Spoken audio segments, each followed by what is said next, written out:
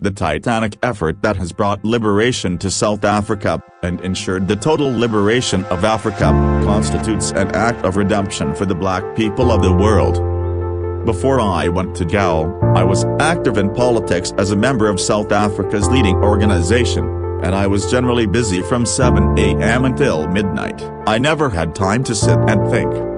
From the beginning, Mandela and Tambo was besieged with clients. We were not the only African lawyers in South Africa, but we were the only firm of African lawyers.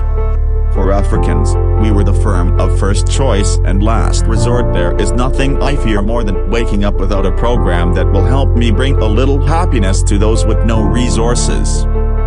Those who are poor, illiterate, and ridden with terminal disease. There are many people who feel that it is useless and futile to continue talking about peace and non-violence against a government whose only reply is savage attacks on an unarmed and defenseless people. I will not leave South Africa, nor will I surrender. Only through hardship, sacrifice and militant action can freedom be won. The struggle is my life.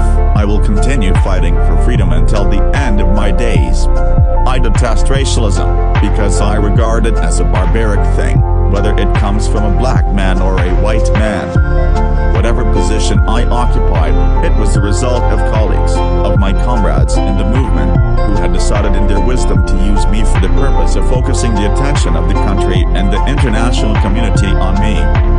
Our single most important challenge is therefore to help establish a social order in which the freedom of the individual will truly mean the freedom of the individual. Let us give publicity to H.I.V./AIDS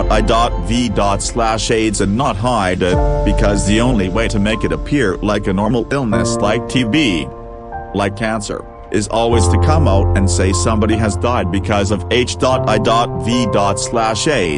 and people will stop regarding it as something extraordinary. It is better to lead from behind and to put others in front, especially when you celebrate victory. When nice things occur, you take the front line when there is danger. Then people will appreciate your leadership.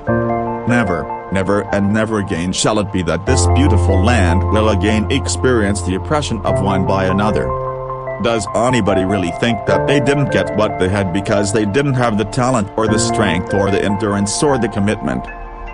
If there are dreams about a beautiful South Africa, there are also roads that lead to their goal. Two of these roads could be named goodness and forgiveness.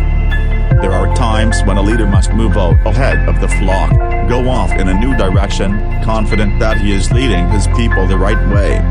I was called a terrorist yesterday, but when I came out of GAO, many people embraced me, including my enemies, and that is what I normally tell other people who say those who are struggling for liberation in their country are terrorists.